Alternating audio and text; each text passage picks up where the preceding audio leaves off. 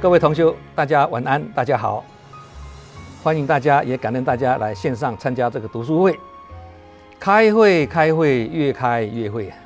法会，从中入法，自然就会。只要我们心中有入法，就会越学越有智慧。今天晚上我们读书会的主题是“敌明我暗，才有胜算；敌暗我明，死得莫名”。这句话呢，是我自己的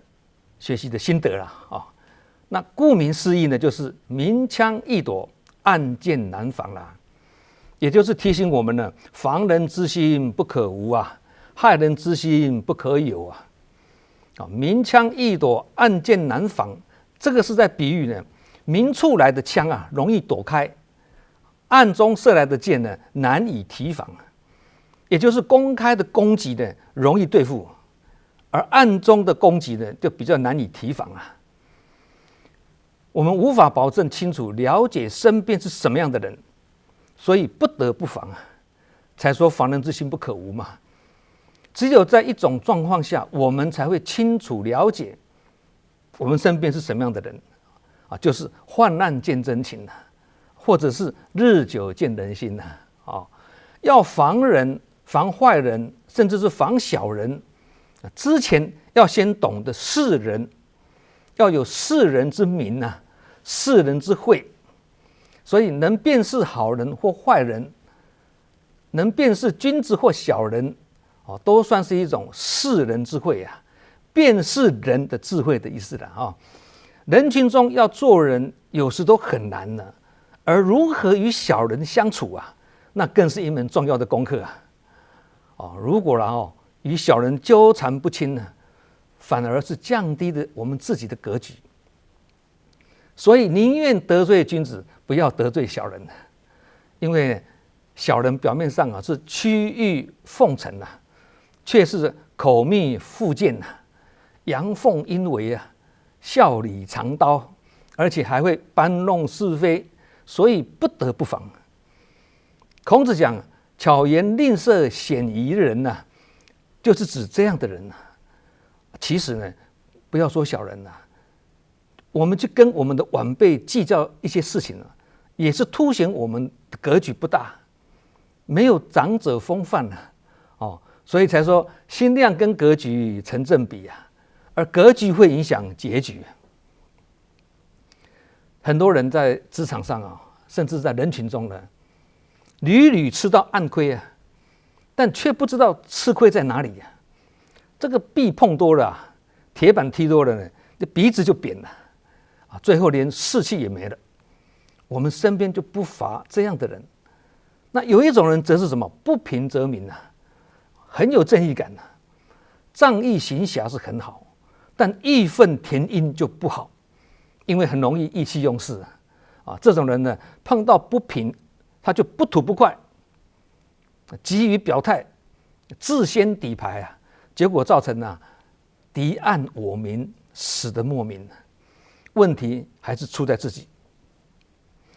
愚者是自翻底牌，智者是谨慎出牌。那自翻底牌呢是陋巷，谨慎出牌呢是慎始那自己一直自先底牌一直急于表态就是让自己呢处在亮处。这个就是什么？敌暗我明会让自己很容易就成为众矢之的所以在人群中有时候呢，多说无益呢，我们就要懂得少说为妙这样才是自保。所以我们讲真人不露相，露相非真人这个道理也是相通的。露相就是锋芒毕露很容易就招人忌。露相也可以说是露出自己的底牌，也可以说是露出自己的习气，更可以说露出自己暗藏心中的心思、见解、主意、构想等等。不过大家不要误会这个意思不是说那我们有见解或想法就不能说出来吗？不是这样子的这个是指刚刚那个话的意思是指不适合说的时间就不要说，碰到不适合说的对象就人稳不言不止如此呢，对大局或对自己都无益处的时候，也不要急着表态，这样才能保护自己啊。有一些人呢，之所以难以跟人家结好缘，或行事常常遭遇障碍挫折，并不是能力不好或者才华不够，而是耐性不足，忍功不够啊。不该说的时候呢，他忍不住抢着说，不但抢着说，还言不及义，讲不到重点啊。那不该做的时候呢，他急着做，不但急着做，还毛毛躁躁，顾此失彼啊，完全不去顾虑到旁人的感受啊。那这样的人呢，跟人相处几分钟啊，就被人家把他一眼看穿了啦。因此，这样的人呢，也很容易被暗箭所伤啊。我们生活周遭呢，就有这样糊里糊涂呢中枪的人。孙子兵法中有2句话非常好啊。第一句，能因敌之变化而取胜者，谓之神。第二句知可以战与不可以战者，谓之胜啊。好，先解释第一句了哈。能因敌之变化而取胜者，谓之神啊。这个神意思就是说超乎常人的本领的意思的哦，超凡的啊。那用兵作战没有固定的模式，能根据敌情的变化而临机应变取胜的，就叫做料事如神啊，也叫做用兵如神啊。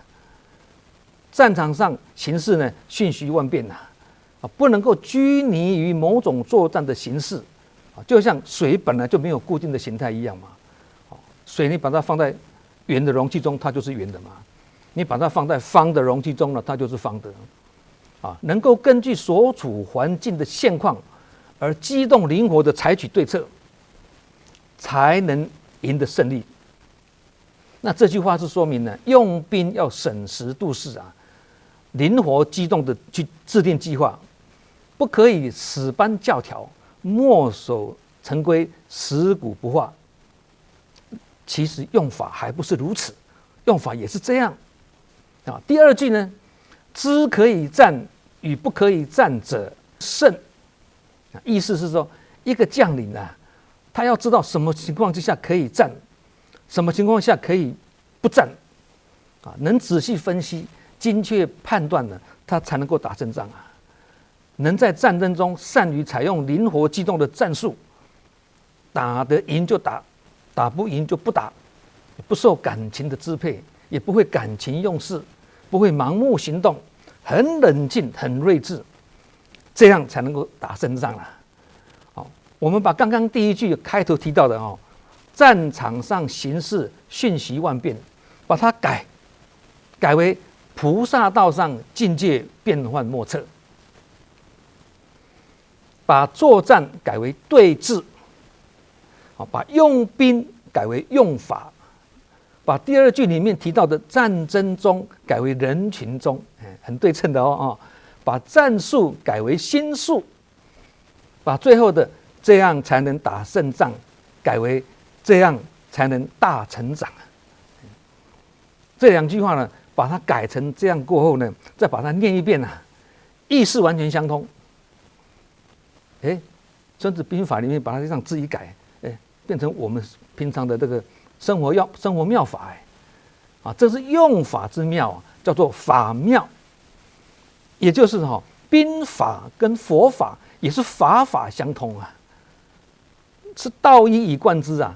最终呢还是什么？无处不道场，处处皆佛法，还是万法归宗实在是令人拍案叫绝前一周的读书会呢，我们有分享过“知己知彼，百战不殆”这句话。这句话也是来自《孙子兵法》，意思就是说，在战场上能够充分了解敌情，也能精确了解自己的实力在哪里，这样仗打起来呢，才不会让自己陷入失败的危险之中商场、战场、道场用法之道都是一样，叫做道道相通用兵是这样，用法何尝不是如此呢？既然是真理，他就放诸四海皆准了，不会说放在这里就是道理，放在别的地方就不是道理的，不会这样。佛法生活化，把它广义解释呢，就是这样。花莲我是住在北埔附近的，那北埔街上呢有几间珍珠奶茶店呢，其中有一间呢是离人潮聚集区的远一点的，也就是地点没那么好了。那我是不喝咖啡不喝茶，但我只喝半糖的红茶了，所以呢去冰半糖去冰的红茶哦，所以这几间红茶店我都有光顾过。我就发现呢，地点好的那几间价钱都差不多，但地点比较偏远的这一间价钱比其他家都贵10块钱。一杯珍珠红茶贵10块钱，算贵很多，因为这是低单价的东西啊。有一天我就跟那个店员讲我说你们的地点没人家好你的价钱又比别人贵，你怎么跟人家竞争呢？何况另外几家它不是连锁店就是加盟店，都是有知名度的呢。这位店员就回答我，他说价钱是我们老板定的啦。我就跟他说你在前线打仗，你要把前线的情势回报给你老板啊。后来他有没有回报我都不知道了但是那时候我心里就在想，商场是如战场不知己又不知彼，百战必殆不殆就是没有危险，必殆就一定有危险结果果不其然不到1年就谢谢收看了。还好呢，这只是一间小小的饮品店如果这是一间企业的话那正会如我们今天晚上主题所讲的，死得莫名仗是怎么打败的，生意是怎么做垮的，人际关系是怎么搞砸的，为何别人是诸事亨通，我们是诸事不顺？有没有去做深入的检讨跟反省呢？胜负输赢是兵家常事啦，人生偶尔失败也没那么可怕，很正常的事情。只要我们可以从失败中呢去找出成功的诀窍，那这样失败反而是一块踏脚石，也是好事一桩啊。最可怕的是什么？让失败成为一种习惯了，这个就很要命了。没有自知之明呢，也是一种无明无明就会见不到光明，最后也会死得莫名学佛虽然要强调呢学习出世的精神但毕竟还是要入世去做人间事而佛法也不离世间法，所以世间法也是要用得好，用得妙，才会见效才会自利利他，人我双赢，理事双融，这样才是圆满至善之道。在人群中做事，如果评估对我方极为不利对自己极为不利的，那就不要强做出头鸟，这样才能保护自己不过要注意，做不请之师跟做出头鸟本质上是不一样的，两个也是不冲突的。也就是说，可以做不请之师，但不要去做出头鸟，两个要懂得区别那怎么区别呢？有私利跟私欲的念头而爱出风头，这个叫做出头鸟了。那有个人事小，天下事大，这种无私跟无求的胸襟，而当仁不让于师，这个就叫做不请之师。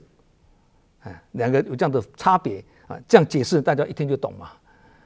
孔子讲的当仁不让于师意思是说，遇到有关仁义的事情，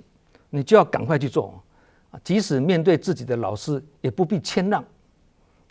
那换成我们现在的菩萨道的工作呢，那格局是更大不只是仁义的事情而已只要是跟利益众生、净化人心、跟闻声救苦有关的事情，不必等人家来邀约，我们碰到了，因缘到了，我们就当仁不让，把握因缘，主动做不请之师应该做的事就勇敢主动的承担起来，而不推让。也就是说，我们如果是心中存着我做这件事情是因为计利应济天下利求名当求万世名是这种的胸襟跟思维的话呢，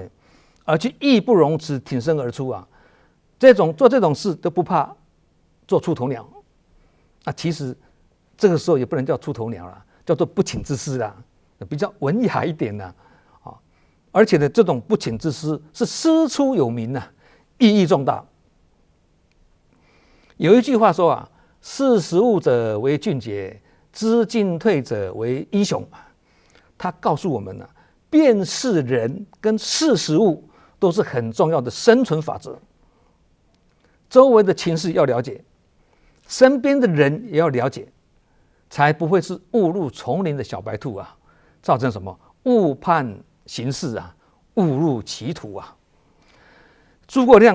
亮在他的《出师表》里面有讲到一句话亲贤臣，远小人啊。这个远是长远的远啊，远近的远啊。但是这个地方是因为是动词，所以我们要念四声，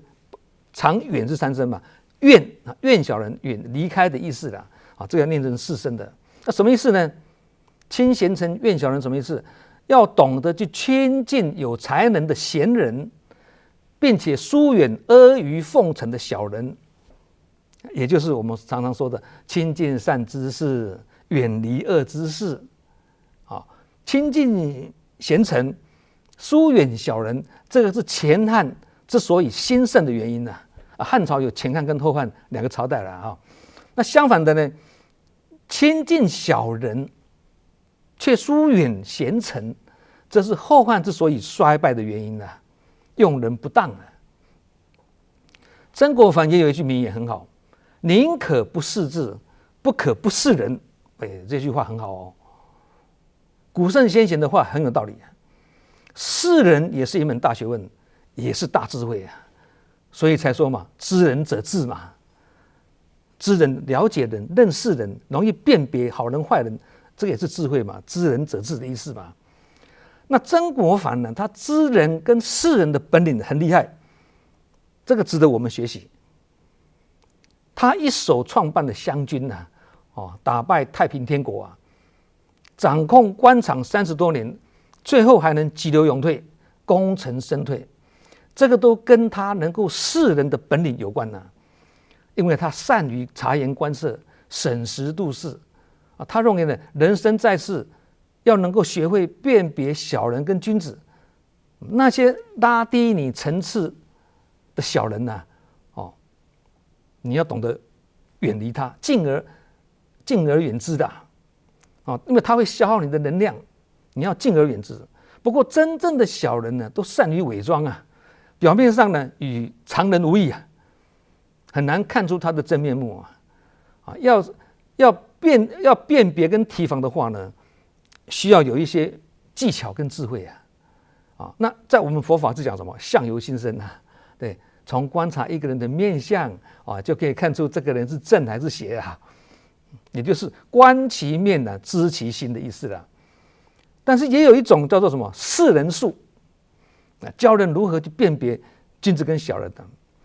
里面是大概是这样子说了有的人天庭饱满慈眉善目一看就是平易近人的好人。那有的人呢，剑眉薄唇一看就是凶神恶煞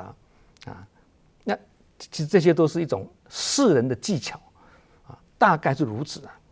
也不是非常准我们觉得是这样，因为我们学佛，我们是正信的佛教徒我们不去算命，我们也不去研究面相，我们更不可以去以貌取人近似语说嘛，你看人家不顺眼，是你自己修养有问题，跟别人无关，跟你自己有关，跟你自己的修养有关是这样子嘛其实我们学佛之人呢更相信以佛心看人，人人是佛嘛。看别人是鬼，其实是自己心中有鬼是自己疑心生暗鬼啦。那看别人可疑，其实是自己疑心重重啦。看别人是小人其实是自己有小人之心才会去度君子之腹嘛。看别人很邪恶，其实是自己心中有邪啦。这些都是一样的道理啦，跟看的人有关，跟被看的人比较无关。举一个故事呢来解释大家会更了解就是佛印禅师跟苏东坡的故事我相信很多人都听过这个故事不过我们有听过再听一次了哈。宋代文人苏东坡呢，才华洋溢啊，堪称文坛上的奇葩。他有一个相知甚笃的好朋友，叫做佛印禅师啊。平时两个人在佛学跟文学上呢，总不忘呢互相切磋啊。但每次都是佛印禅师呢占上风，苏东坡心里觉得不是滋味，所以百般用心呢，想要让这个佛印禅师呢下不了台。有一天呢，两人相对坐禅呢，那苏东坡呢一时心血来潮啊，就问佛印禅师啦：“你看我现在禅坐的姿势像什么？”佛印禅师说：“你像一尊佛。”苏东坡听了呢，洋洋得意啊！哎呀，你看人家看我像一尊佛啊。那这个时候呢，佛印禅师呢就反过来问苏东坡：“那你看我这个坐姿像什么？”苏东坡毫不考虑地回答说：“你看来像一堆牛粪。”佛印禅师呢微微一笑，双手合十：“阿弥陀佛啊！”苏东坡回家后呢，很得意的向跟他的妹妹炫耀啊，说：“我今天总算占了佛印禅师的上风了。”那苏东坡的妹妹听完这件事情之后呢，很不以为然的跟他说：“啊，哥哥啊，你今天输得很惨啊！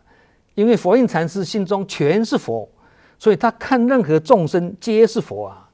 而你心中啊尽是一些污秽不净的东西啊，把六根清净的佛印禅师竟然看成牛粪，这不是输得很惨吗？”哎，苏东坡呢很黯然的同意了妹妹的看法。事隔多时呢，苏东坡修这个修禅的这个功夫呢，慢慢有了。有一次呢，初定后呢，喜滋滋的写了一首诗啊，他这样写啊：“稽首天中天，毫光照大千，八风吹不动，端坐紫金莲呐。”这句话大家也是都听过了啊，立刻就请书童呢，把这个书法呢送到对岸给那个佛印禅师啊，让他评一评我这个禅定的功夫是如何啊。那佛印禅师看过后呢，宛然一笑啊，信手拈来啊一支红笔呢就在苏东坡的这个书法上呢，这个诗上面呢写2个很大的字：放屁。再交给这个书童呢，带回去给苏东坡。苏东坡本来想说：“哎，我这个书法送过去哈，那个佛印禅师应该给我很多的赞美才对啊。”结果一看回信，里面竟然是写了2个这么大的字：“放屁！”哇，苏东坡还得了啊，不由得火冒三丈，破口大骂。这个佛印禅师也真是太欺人太甚了，不赞美就算了，何必骂人呢？我非要立刻过江过去与他理论不可。那谁知道这个佛印禅师呢，早已大门深锁了，知道他要过来，早已大门深锁了，出游去了，只在门板上呢贴上一副对联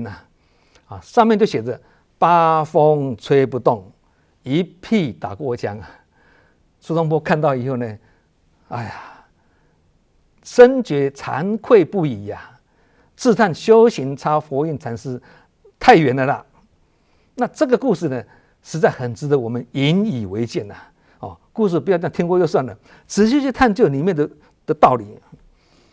所以学佛之后呢，要时时警惕自己，不要有分别相，不能有妄心分别啦。我们如果做不到高深大德的慈眼视众生，或视众生为未来佛，我们如果做不到这样子的话呢，至少也希望能够做到不要以貌取人呐，或学习呢平等视众生呐。不过好像也不容易的，因为有的家庭才2个小孩，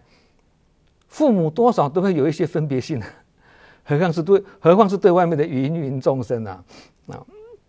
不过呢，有一种人在人群中我们比较会看得到，反而值得我们拿来做警惕的。那就是有一种人呢，心胸不是很宽大那也见不得别人好如果有人在他面前夸赞别人很好，或夸赞某某人很卖力、很精进，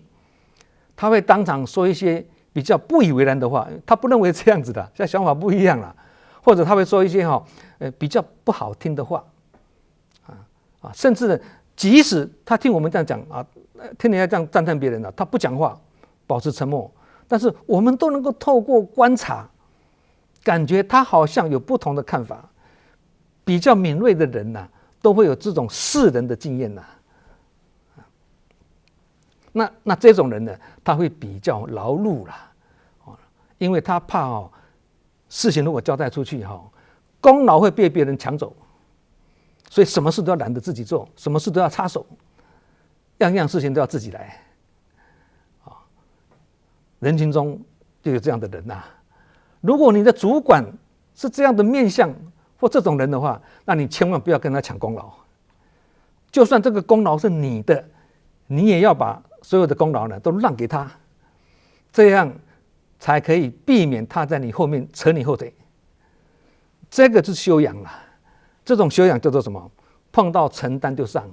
碰到荣誉就让这个好像以前我们有讲过其实我们不必担心被别人占便宜也不必担心自己的才华被人家压抑不用担心自己怀才不遇因为钻石埋得再深还是钻石灰尘飞得再高还是灰尘牛拉到北京去也是牛意思是一样的所以有时候我们会感觉到好像很受伤的，别人这样子做这样子讲，我们很受伤并不是别人要伤害我们，而是我们自己跑去给人家伤害。因为有时候人家是因为心情不好而造成声色不好，你没有去善解他，你还去误解他，这样就是自己对号入座了。就好像人家在练习打靶，你跑去那个靶位，当然中枪嘛，不中枪也难有10只鸟在电线上站成一排，有一个猎人呢，从那个地方向这10只鸟呢开一枪，结果第1只到第9只呢没事，第10只反而被打死。请问为什么？怎么会子弹怎么绕过来打第10只的呢？其实猎人的子弹是射偏了，这10只鸟应该都没事的，因为他打偏了嘛。但是枪响的时候呢，这个第10只好管闲事，头探出来，这什么？这什么声音好管闲事，结果刚好被那个打偏的子弹打中，死得很冤枉。这个也是一种死得莫名有时候人家街上在打架你好管闲事跑去旁边看，就这种就变成无辜的人，受害无辜的人，也是一样的道理嘛。所以人不要说了一出名就会被圣名所累，只是行事高调一点就会招惹事情就会招忌或出事举个例子来讲，大家都很清楚了例如有人要出来参选选什么长什么长地方选举就好他就会众所瞩目祖宗8代就会被对手拿出来严格检验暗箭齐发，乱棒齐下，防不胜防就因为你站在亮处嘛你出头鸟所以你很容易成为什么标靶，所以才会造成敌暗我明，而造成暗箭难防有的人他的民调很高大家认为他出来选最有胜算他是最值得推荐的候选人但他自己呢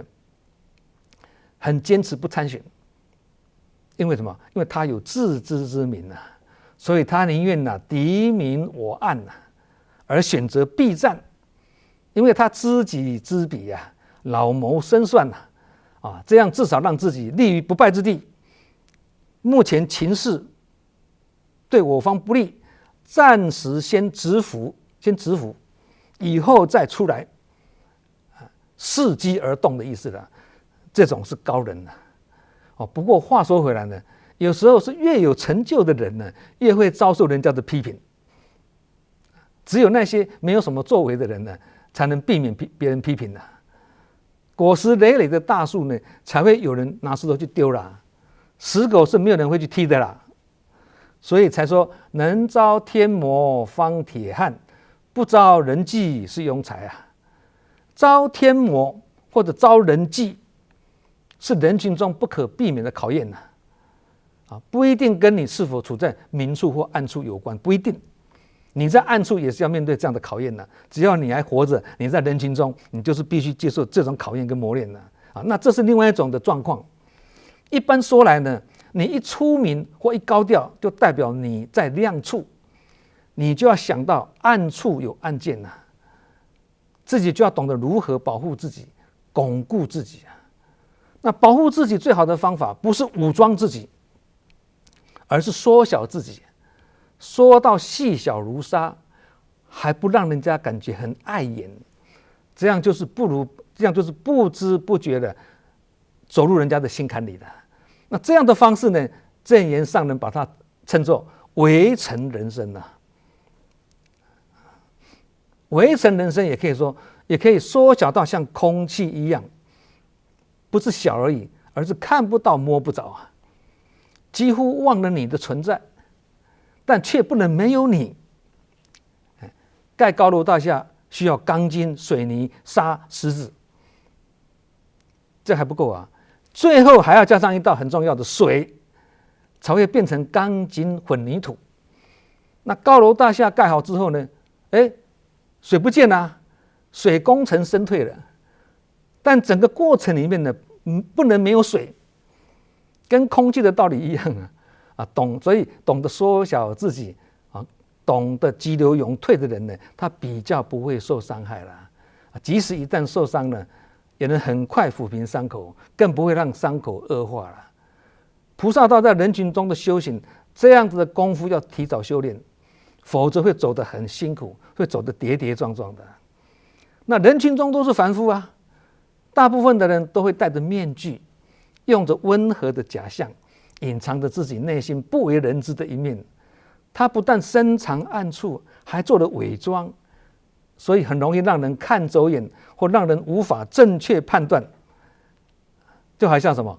披着羊皮的狼啊，处在羊群中一样啊。这个就是什么暗箭难防。有一句话讲的也蛮有道理的，世界上有2件事情不要去直视，不要用眼睛去直视啊，一个是太阳，一个是人心啊。因为直视太阳会伤害眼睛，直视人心会看到人心险恶，所以前者是伤身啊，后者是伤心啊，很有道理啊。那孔子也有一句充满智慧的名言啊，可以让我们在人群中呢，当作做人处事的准绳。这句话我是心有同感的，也当作我自己的座右铭，叫做什么？君子和而不同，小人同而不和啊。这句话大家有需要去深入去了解。他整句话的意思是说，君子可以跟人家和睦相处，也很合群啊。他尽管不认同别人的看法，能够包容和尊重不同的意见呢。虽然跟人群很和谐、和睦相处，但是他不会人云亦云、盲从附和。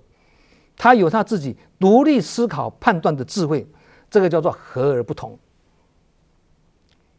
小人呢刚好相反，小人没有自己独立思考判断的那种智慧跟见解，很容易人云亦云盲从附和，而且呢他也不重视，也不会尊重别人的看法，结果很难跟其他人呢和睦相处啊。即使跟人家相处也是什么样，心没有跟人家在一起啊，因为他心不是如此啊。这个叫做同而不和啊。所以和而不同呢，是孔子的思想的这个精髓也是做人处事的智慧啊。有一些人呢，虽然有主见，也能做判断，但却以自己的学历高、能力好而恃才傲物啊，自以为是因此与人相处呢，产生隔阂。这样的人呢，他一旦位居高位啊，就很容易自觉高人一等，而令众人与其保持距离他自己也因高处不胜寒而变成孤家寡人了。所以在修行团体中呢，愿力重要过精力啊。能力好不如人缘好了，这是很重要的理念。20年前当正言上人在对国际及一些国家的灾难难民施予人道救援时一些人无法谅解而大肆批判时至今日呢，大家才开始了解了一位伟大情操的宗教家及人道主义者他必须能超越政治及国界的藩篱如此才能在做入世的工作之际呢，凸显他出世的精神，这才是崇高无上的大爱精神也才是令众生心悦诚服的宗教家。正言上人有一次在开示中提到他就说人可以不为自己，但不能没有自己这是对当时自己的心境的表白啦利益众生之事呢，也是天下事，也是理想跟抱负只要机缘成熟，就必须把握跟坚持。如要做到虽千万人无往矣则非有坚定的信念跟愿力不可。所以才说不能没有自己，这个就是和而不同的精神。什么叫和而不同？这个就是和而不同。许多长期以来跟随正言上人的慈济人，大家都有一个共同的体会，那就是正言上人的心量非常大。所谓心包太虚量周杀劫也是不舍众生的胸襟化为实际行动。心量可以大到恒顺所有众生，但却在重要关键的原则上呢，坚持和而不同。我虽然恒顺大家，但是我还是有我自己的坚持，这个也是和而不同。有自己作为一位宗教家所需坚持的独立思考与宏观这就是凡夫跟圣者的人格差异所在了。这个里面的和而不同呢，充分的表露无遗值得我们学习在人群中，我们可以观察到有和而不同的人，也有同而不和的人，这就是众生相和而不同的人是觉者，是心清自明，了了分明。他知道何时要站在亮处，何时要站在暗处，所以进退不失据，充满胜算同而不和的人是迷者，是混沌不清，明暗混淆，只懂得进却不懂得退，所以充满了危机我们大家一起来互相勉励，来学习做一个和而不同的觉者跟君子好，我们今天晚上的读书会就讲到这里祝福各位福慧双修，法喜充满。我们下周同一时间再会，感恩大家。那是生生世世